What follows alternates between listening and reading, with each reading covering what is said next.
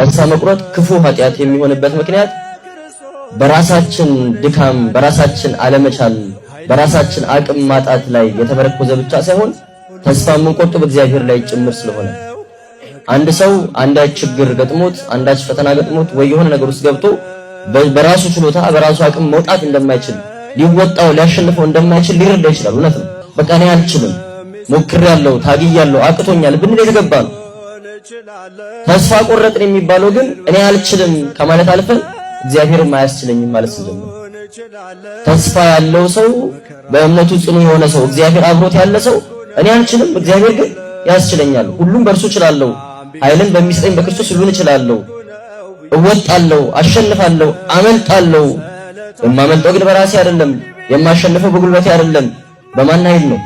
በእግዚአብሔር ኃይል ነው ብሎ ያምናል ክርስቲያን። አይ በቃ ይቅርብኝ ብሎ በተስፋ መቁረጥ ውስጥ የሚኖር ሰው ግን ተስፋ እየቆረጠ ያለው በራሱ ብቻ ሳይሆን በእግዚአብሔር